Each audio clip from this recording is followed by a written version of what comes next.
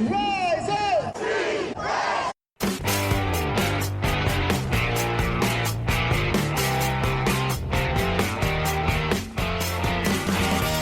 This is the Rise Up See Red podcast, all about the Arizona Cardinals and the NFL, featuring insider and outsider perspectives. Enjoy the best hour of Cardinals talk on the web.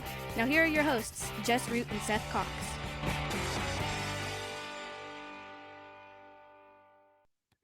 Hello, Arizona Cardinals fans, and welcome to the latest edition of the Rise Up See Red podcast, best hour of Cardinals talk on the web. I'm your host, Jess Root from CarsWire.com, USA Today's NFL Wire site.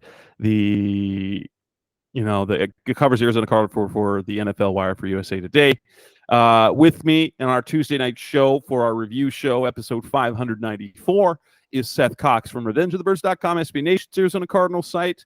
And, well, the Cardinals couldn't do it, but it wasn't terrible, was it now, Seth? The Cardinals lose 20-13 at home to the Detroit Lions. A disappointing, but it's almost like it was a disappointing yet encouraging loss. Wouldn't you say? I don't know. That's kind of how, after everything was done, that's kind of how the vibe felt. It was disappointing, but encouraging. Well, and it's one of those things, Jess, where, I kind of scoffed at it on Sunday a little bit. Everybody was up in arms about the Cardinals' offensive performance and blah, blah, blah, and this and that. It's like, there are times that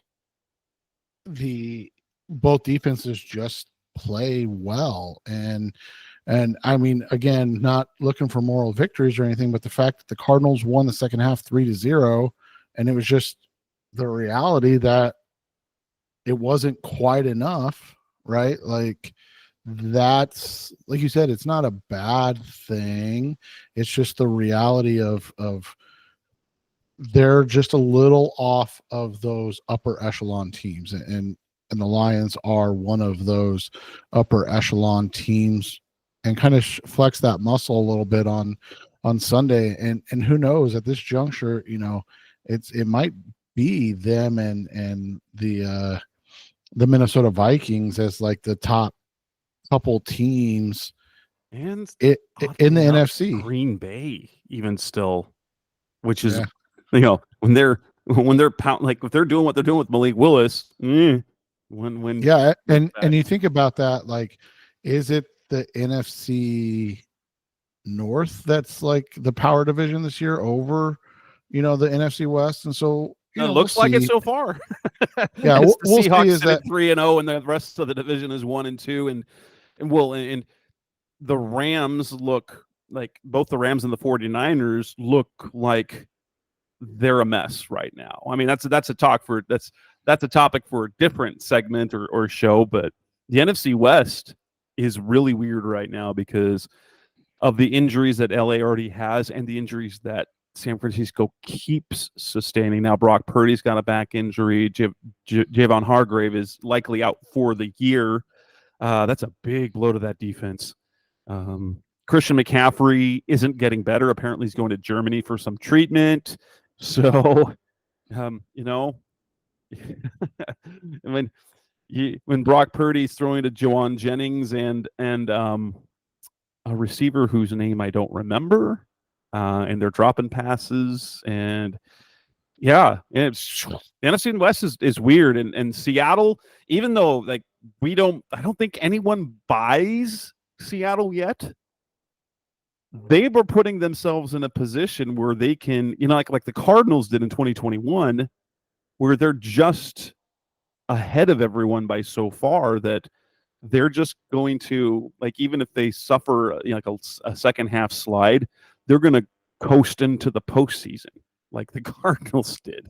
Yeah, and that's the interesting thing about this entire situation right now is how the NFC is unfolding as we speak, and they're putting themselves in a position to be competitive in the NFC West. I know people look at the fact that Seattle's 3-0 and be like, well, they got to keep pace, but it's like, Seattle. I mean, if Seattle keeps up this pace, then they're legit, but they haven't played any anybody that you would say is a good team yet. I mean, the Broncos are fairly awful. The Patriots look disgusting.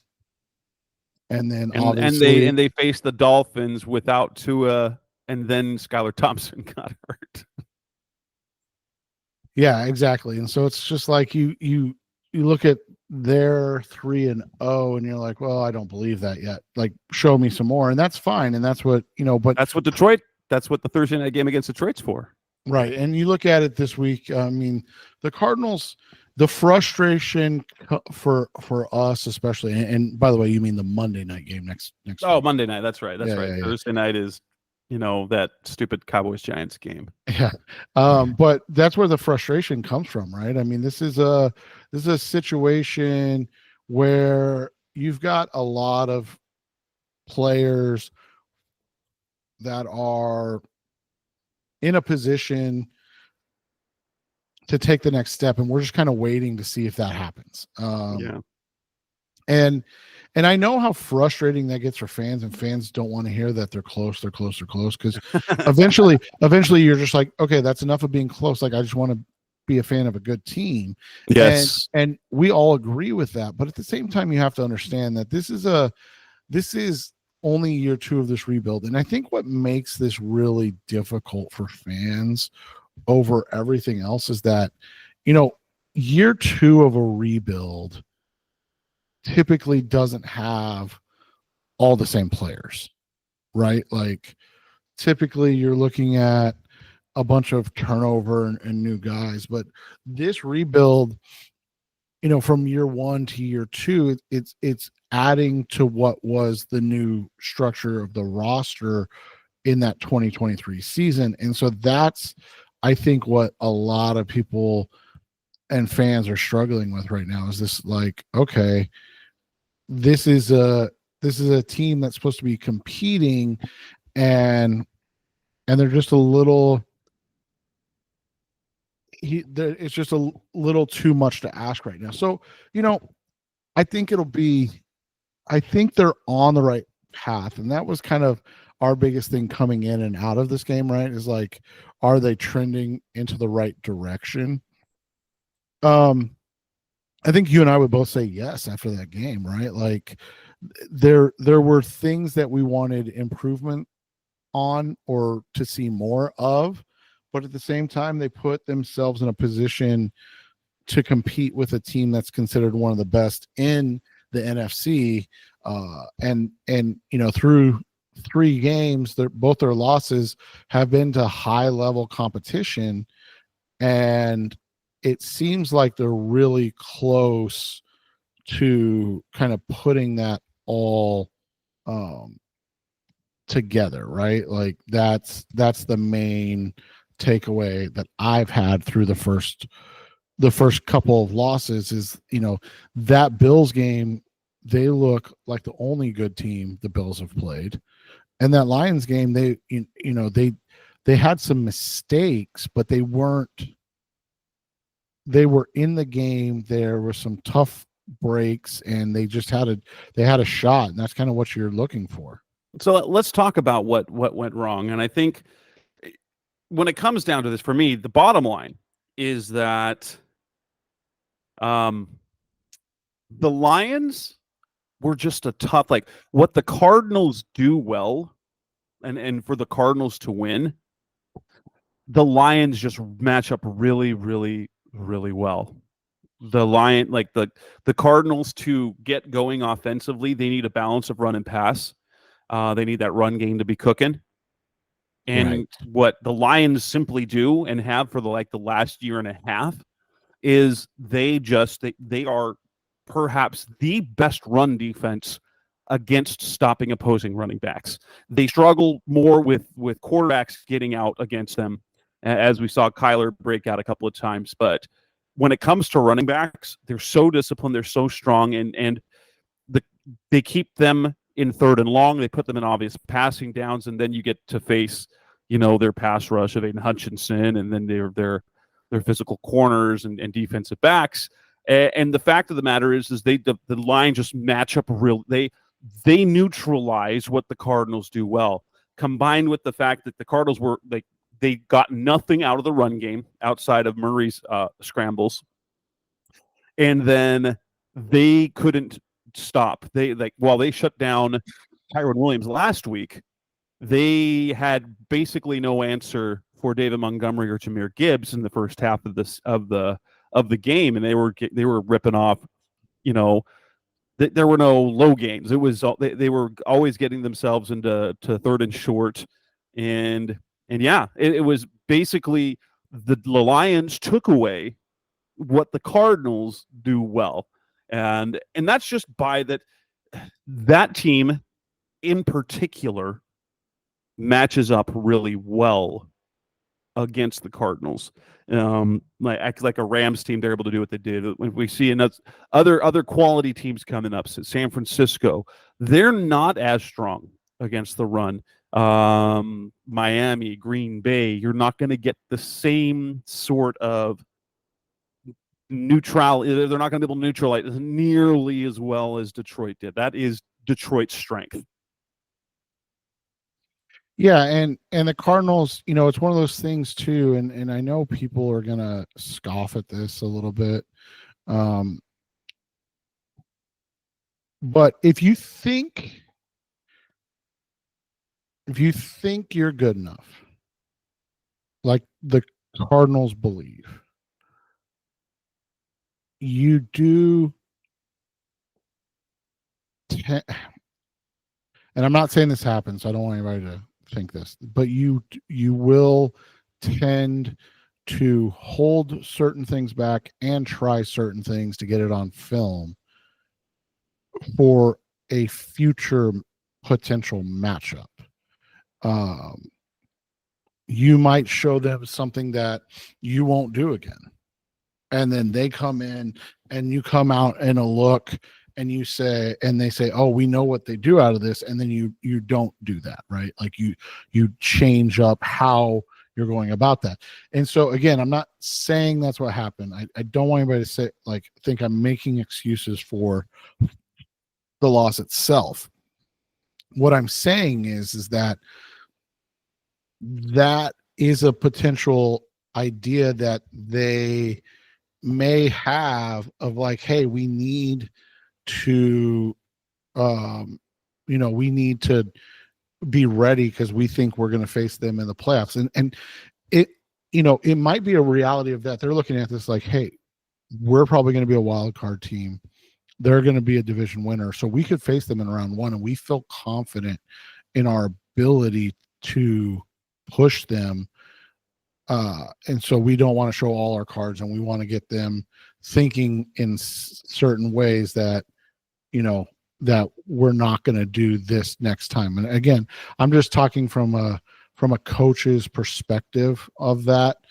Sometimes that there is that gamesmanship that you'll have, and so that could potentially be why they're like, okay, we're going to attack this situation like this, right? Like, and we're going to do so. That's something I've thought about over the last couple of days of like, hey, they were kind of overplaying things just a little bit to see if they could potentially kind of get the Lions to give them the looks they wanted, so when they come out next time, they're more and better prepared. And I know people can scoff at that, they really can, but the reality is that's how you prepare for these future matchups as well, right? Like you put yourselves in a position to be like, oh, okay, this is what we need to do next time. We need to do X, Y, Z. And so that's kind of where that all stems from. Yeah. And then, frankly, the Cardinals there were plays in the passing game that they just couldn't do. Now, they knew that Detroit plays an insane amount of man coverage, and they knew that they would have one-on-one opportunities, and they just didn't connect on them. Marvin Harrison didn't come up with a couple of tough catches. The defensive backs made some plays, but and this I learned this after the game. It felt like like, I guess the comment that we were saying in our group chat, there was a lot of hero ball. That was partially by design. It wasn't Kyler just looking for big plays. So we know Kyler does that. So like Kyler will get impatient and he will look for a big play if he thinks he has one. Now, by design, the way that the receivers had their routes, because Detroit plays a lot of man, the receivers, Michael Wilson said this after the game, depending on the look that the corner gave them, they had an option on any time that they went one-on-one to go fade. And so that's why we saw a lot of shots down the field that just didn't happen. And so it was simply a case of they didn't, if they connect on, two of those plays down the field, this game goes much differently. And if they hit a couple of those plays, guess what? Probably the run game opens up a little bit, but they had opportunities and they just didn't get them. And then of course there was the critical interception. Kyler said he got greedy. Like he said, like after the game, he said he was just trying to, like, I wanted to give Marvin a chance for a jump ball in the end zone. And, he said it was the wrong time. Like, especially because like, it was really upset because he thought he felt they were going to score on that drive, but he got a little greedy. He tried to he trusted Marv. He made a throw and it wasn't because of Marv. It was just Kirby Joseph made a play and he's thrown it, into coverage, and Kirby Joseph made a play instead of Marv. And so Kyler, afterwards is saying that was a bad decision. That was not the right time to do it. There was a thought process behind it. He knew at the time of the game when they wanted and needed to score and were going to score, but he just got a little greedy too early. Yeah, and again, it makes sense, but people don't want to hear it. They just want results at this point, and I get that. Like, you're tired of the talk. You want to see, the action at this point, and so that's where a lot of this stems from, is that it's time to start putting forth. The effort isn't the issue. There's no questioning the effort or anything like that, but it's finding the results that they're looking for, or the fans are looking for in this case, and seeing if they can get there. And they want those wins. And so much like Kyler being greedy and trying to fast forward, fans are that way, and understandably so, right? It's been a long time since this team's been competitive for a full season. Yeah, it really has been. It's tough to see. And especially after the way we saw them play against the Rams, it just felt like a letdown. Like, 41 points, and then they put up 13.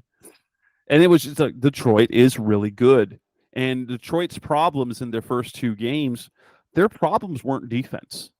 The problem wasn't defense at all, is that they were not finishing their drives. They were moving the ball offensively. They just weren't cashing them in. And against the Cardinals, they cashed in everything. They got in the red zone. They scored touchdowns. And,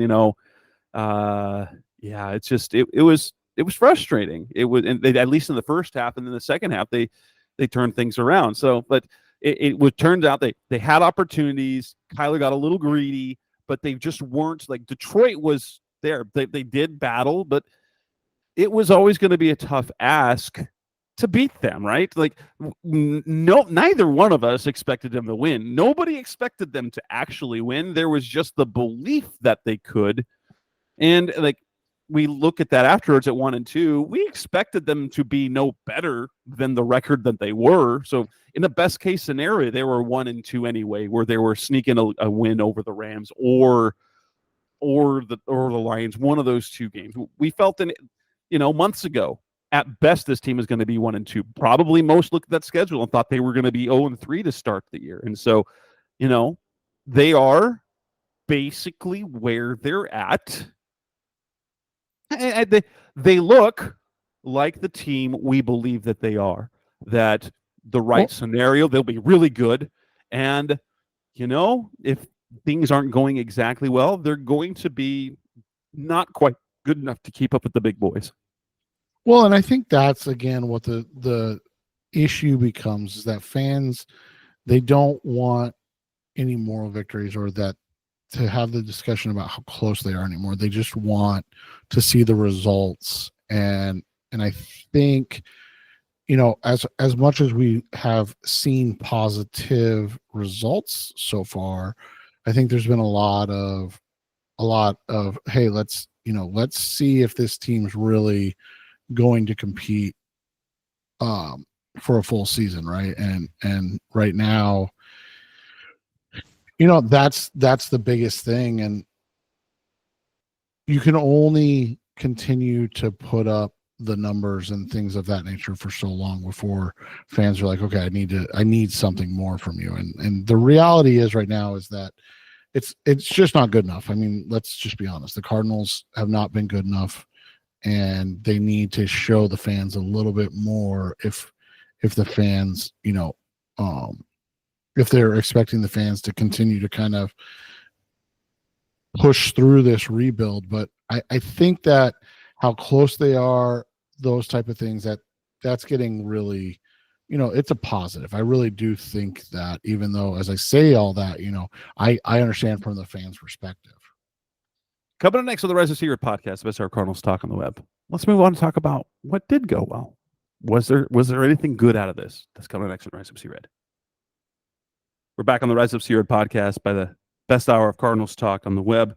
Talking about the Lions, the loss to the Lions 20-13 on Sunday. Not everything was terrible. So let's talk about what went right. And I think the first thing that we can do is as good offensively or as bad defensively as the Cardinals were in the first half. And basically they let the Lions do whatever they wanted in the first half. In the second half, they pitched a shutout. And that was too little too late ultimately. But the defense, like if you're looking for a certain sort of game plan, when that happens in the first half, the defense comes back and pitches a shutout in the second half. They didn't get they did what they needed to do. They put themselves in a position to be able to win the game. And just like that game against Buffalo, what ended up happening, they had opportunities at the end of the game to win the game, or in this case, the downside is that they couldn't quite get off the field on that last drive. They did great for almost all the second half, and then that very last drive when they needed to get off the field, the Jared Goff run, but how many times have we seen that over the last few years where the defense lets them down at the very, very end, and only this time it was after that they had done a good job in the second half. Well, and that's just the reality. Again,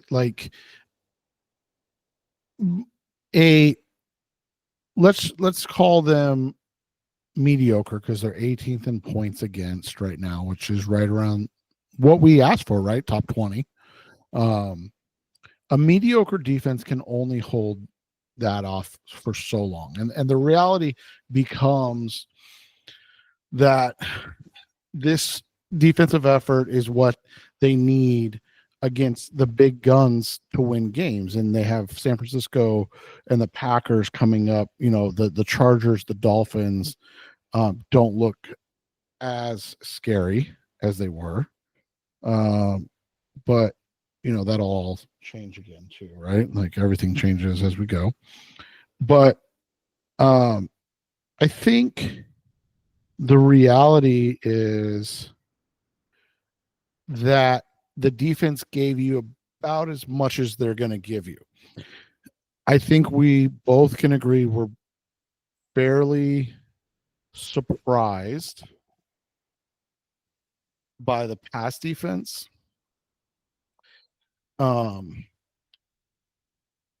But the reality is that teams don't really try to throw the ball against them. And, right.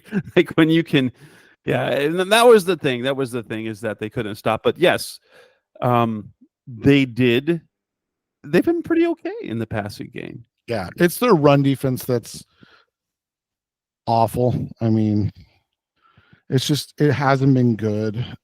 It's not bad in terms of yards per attempt, and a lot of that stems from the single Rams game, right? Because you look at the two other games, and I know a lot of it was Josh Allen, but in the two other games, they've two games. So against the Bills and the Rams, or sorry, the Bills and the Lions. I'm not used to the Lions being good. Still kind of weird to me. It's 317 yards. 317 yards rushing. By the way, it's 317 to 201. So the Cardinals are supposed to be this big bad rushing team, and they're kind of getting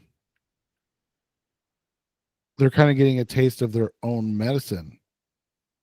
And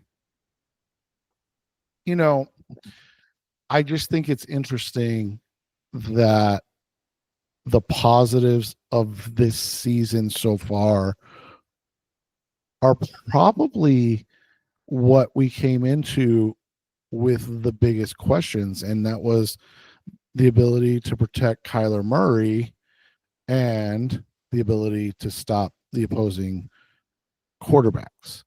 Yeah. And again, I don't want it to be overstated that they're doing a great job, but they're very average in that stopping opposing quarterbacks. And that's what you and I kind of said from the beginning, right? If they can have just an okay defense with the right. offense that they're expected to have, they're in good position. That's good. And they're doing a good job they're doing a good job protecting Kyler. So those two things I think we would agree with, right? Like yes. Those are, I think you and I would say those are the biggest positives about the season thus far, and it played out that way in the Lions game. And I know people say, well, Jared Goff was 10 for 11 at one point. He was, and I don't mean to discount that, but they're an incredibly good passing team that was held under 200 yards passing. They got a couple sacks. They got an interception. They have done an excellent job, and I don't think we expected that from them. And then again, going to the positive, the offensive line, right? Like we expected Aiden Hutchinson to follow up his 4.5 sack performance with a probably 7 or 8 sacks going up against Jackson Barton. And my goodness, Jackson Barton was good. And then he was okay. He was not bad. Like and then he held his own. Then he got turf toe. This is a guy who had we got some sort of toe injury. This is a guy who had 13 career offensive snaps in 6 years in the NFL. So again, I think those are the positives out of this whole situation. I think you and I would both agree with that. I think we would look at this and say, from what we've seen thus far, those are the positives, especially from this team, because the reality when we came into this year, we expected them to get shredded through the air. We joked a lot about how concerned we were with the corner situation and obviously the pass rush situation. Obviously first when BJ Ojolari went out, but then even more when Darius Robinson went out, we were like, oh no, they're never going to get a sack, and they're top 10 in sacks somehow, right? Like, so I think those are the especially positives, not just from the game, but from 3 games into the season. Like, they're not terrible in pass blocking, and they're not terrible against the pass. And we were hopeful for the first one. We were not even like, I don't think there's anybody that was going to be like, oh yeah, they're going to be fine against the pass. Like, and I know it could be better. I'm not saying it's good. I'm not saying that at all. But the fact that this team has 9 sacks, which is tied for I think 10th or 11th in the league, is just it's crazy. And I think what they were top 10 in, is tackles for loss, which again, we just didn't expect that. And I think some of that has to do with Buda Baker's been insane this year. And then overall, the addition of Mac Wilson has been extremely positive. Yeah. Mac Wilson, like he's how Josh Woods was last year, only he's better. Like that sort of intensity that plays with.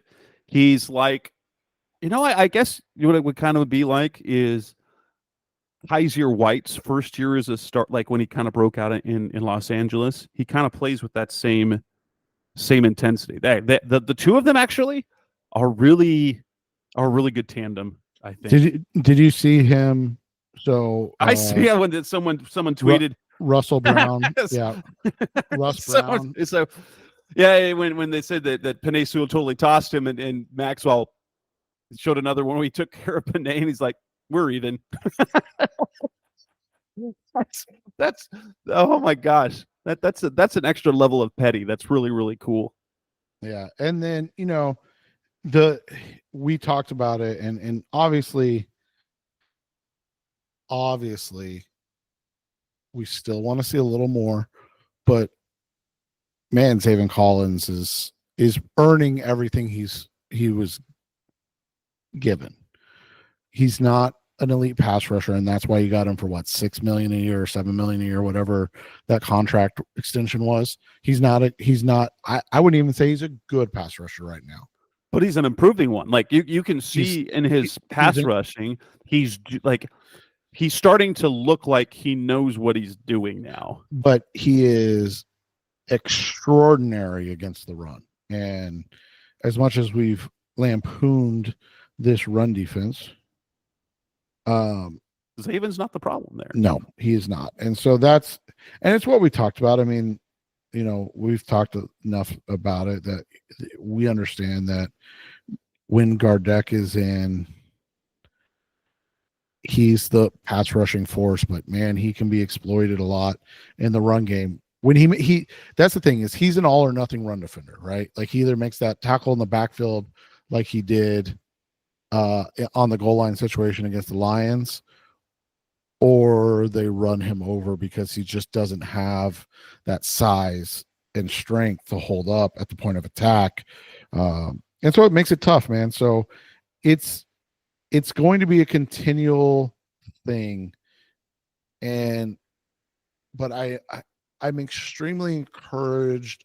And like you said, it's probably a little bit of the fact that nobody tries to throw on them. So I do understand that, but I am encouraged by what we've seen from the pass defense thus far this season. And then again, against the Lions, I thought they did a nice job. And then, on the flip side, holding up in pass protection, because we talked about it, the run blocking has been probably the biggest disappointment of the season. Would you not agree with that? Like, we expected this to be another ferocious rushing attack, and while the bulk statistics look good, it's a very inefficient run game and has not been putting them in a positive down and distance setting consistently. Coming up next on the Rest is Here podcast, Mr. Cardinals Talk. Let's move on. Talk about, well, should they be pissed? Like, how should we feel? How should the Cardinals feel about this game? That's coming next on Rest of Red. We're back on the Rise is Here podcast, Mr. Cardinals Talk on the web. The notion of a moral victory, it's interesting because after the game, like Jonathan Gannon, Kyler Murray were talking about how proud they were of the team. But then at the same time on Monday, Jonathan talked about how they were pissed. We're a team that's pissed off, like all the guys. But they seemed to accept the loss with a little grace. Kyler, when he talks to the reporters, is a little less edgy and pissed off when he talks, although he did let off a huge F-bombs in in the locker room, in the back of the locker room, when we were talking to Will Hernandez. He was clearly upset. He got over it, talked about it with the media, and seemed to be okay with it. But, should the Cardinals be more pissed or more encouraged? I mean, we kind of talked about this before. As Cardinals fans, we can feel both disappointed and encouraged, but I think it is. I like the response. I like the notion that this is a team that's pissed. So they're but encouraged, that they believe that like they know that they did well against a tough team, but damn it, they should have won that game. Yeah, and it's interesting that they really truly do buy in and believe, right? Like that they're good enough to be not just competitive, but beat teams like the Lions and the Bills, and they feel like they should be 3-0 and that they've missed some opportunities, and that's a good thing. But again, all of that only matters if you start to get the wins, right? Like that's the dirty little secret of the whole thing, is that you can be all of those things, but if you don't start to actually then produce on the field, then it really doesn't make a difference. I like this. And if you lose to the Lions, the context is you can feel that way against the Lions. You can't feel that way against a lot of the other teams. Like you can't lose to the Commanders this next week and feel the same way. You can't lose a division game and feel the same way, because you need to do division games. And I guess this is the one kind of thing that there aren't a lot of teams on the schedule where you can feel good about that. Because the Cardinals, I mean, let's be honest, they were the best 4-win team we've ever seen in terms of competitiveness last year. That's one of their calling cards, is they don't, like, even when they lose, they don't tend to play badly the whole game, and they battle, and they don't let things get out of hand for the most part. And so that game was one where things could have most certainly gone out of hand, just like for the Rams last week. Things got very out of hand and the Cardinals poured it on, and they didn't. And so, but you can't come out of that game against other teams kind of feeling the same way. I want to see the Cardinals upset afterwards, after a game like that. It's like, we should have won that game. The defense, I would have loved Kyler to come out and said, the defense did enough for us and we didn't do enough. We let our defense down. We're going to get better. We're going to do this. We should have won that game. We should have come back. We had opportunities to do it and just didn't do it. Rather than, well, that was a really good team. How about we battled till the end? Like, show a little bit about, like, I like the focus, like, on the now and the forward, but at the same time, show a little of that fire. I guess I want to see that. Don't be a gracious loser. I guess that was the problem with Kyler before. People didn't think he was a gracious enough loser. Even when the Cardinals lost, it was with Carson Palmer. He never came out angry. But Kyler hates losing. Show it. It's okay. It's okay to show it a little bit, especially if you're not going flippantly. You're not throwing teammates under, like, but you're like, the defense kept us in the game. They held them scoreless. We had to do better. The offense, we're better than that. And that starts with me. I missed throws. We missed opportunities. Yeah, and that's the thing, is the missed opportunities need to stop, and they need to become opportunities that they're taking advantage of. Because if you're missing too many opportunities, then what ends up happening, right? You end up not being a good team again. Like, you end up being the team that everybody goes, well, they're close, but they need this. Because at the end of the day, you want to be a good team, and that's where we're all kind of sitting and waiting for that to come through. Because I know that we still expected them to be a year away, right? But the fact that they're close, it needs to start becoming the, hey, let's finish this. Like you said, we're there. We can finish this now. Coming up next on the Rise of Red podcast, Best Our Cardinals Talk on the Web. One last final segment that we're going to talk about. It's dealing with the injuries. That's coming next on Rise of Red. We're back on the Rise of Red podcast, Best Our Cardinals Talk on the Web. And Cardinals, well, it's not like some other teams around the league, because it feels like there is injury after injury after injury, and we're seeing it from the big important players. The Cardinals have a handful of injuries themselves. Jackson Barton went down at the end of the game with a toe injury. He couldn't put his weight on it. He had a walking boot after the game. Now they worked out Cam Irving, a former starting tackle for Carolina Panthers. Maybe hopefully Kelvin Beachum comes back this week, but otherwise we might be looking at Charlie Heck as the starter. The one that I'm worried the most about, Justin Jones with the triceps injury. If there's anything that we've learned about big defensive linemen and upper arm muscle injuries, those rarely go well. Kyrus Tonga with a knee injury, that didn't seem to be too bad. And then Trey McBride is in concussion protocol. Of those four guys, what's the injury that concerns you the most? Right now, it's Beachum and McBride. I mean, they've got to get healthy if this offense is going to be where we want it to be and what we want it to be. Obviously, we'd love to get Jonah Williams back, and the reality that we still have no idea what's going on with him, kind of weird, right? But that's the Cardinals, isn't it? Yeah. But overall, I think the McBride one is scary because of how they had to take him off the field. Like, you could tell he was knocked out, and that's always worrisome to me, because that could be weeks, before he's ready to go. So hopefully it's not. Now, the timing of the Justin Jones injury is a little, though. I will say this: with Justin Jones getting hurt, who had a really good game? Dante Stills. Yeah, Dante continues to produce, looks better. So maybe we'll see a little bit more. Maybe he was inactive in week 2, but we'll see moving forward.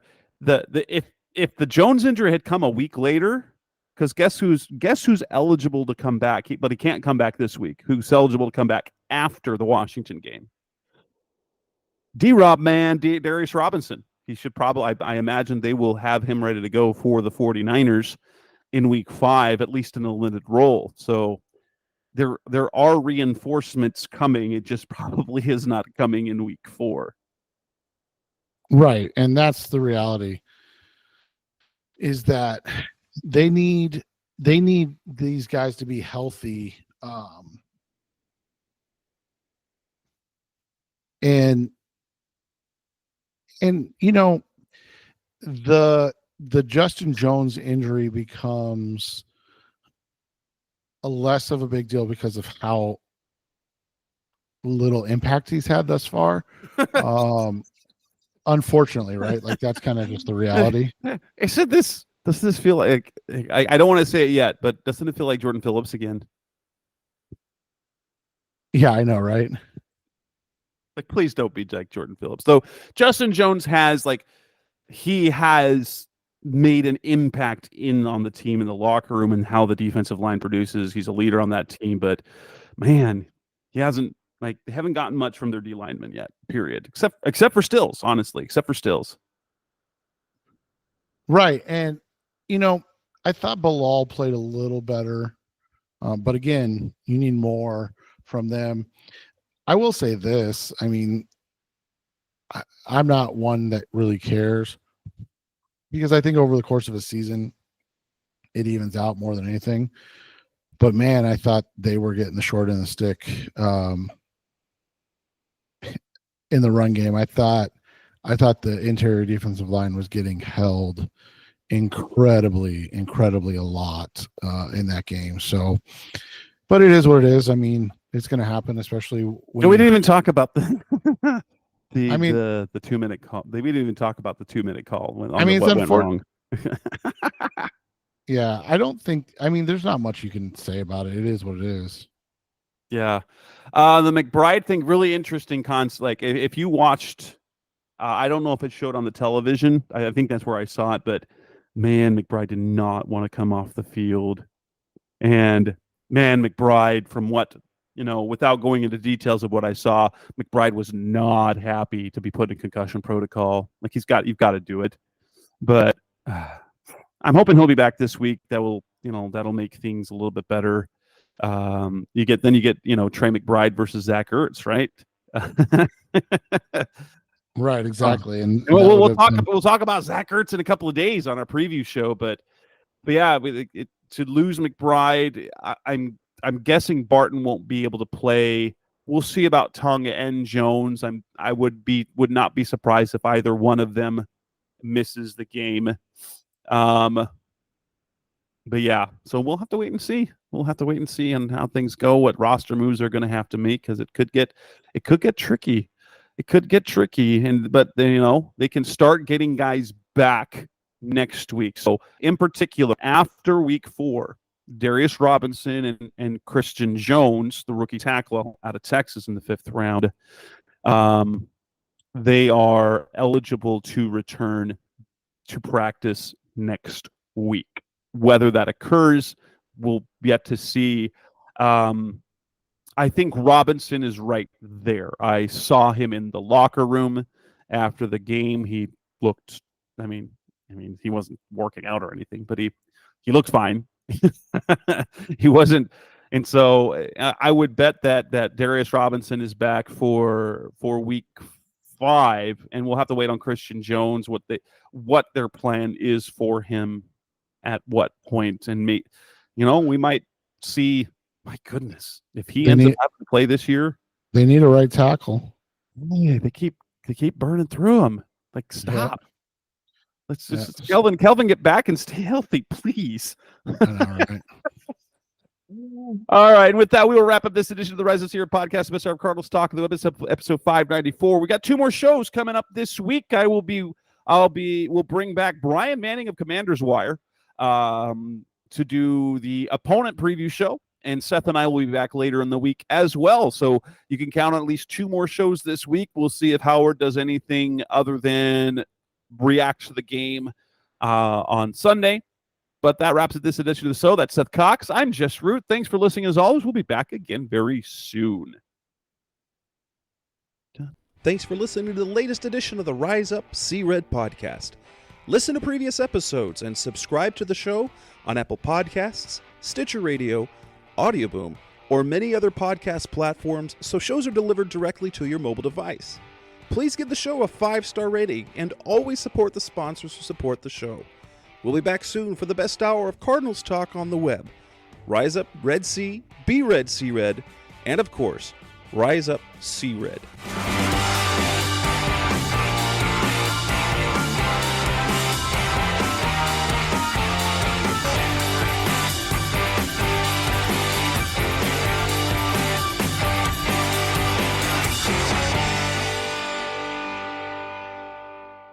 Rise!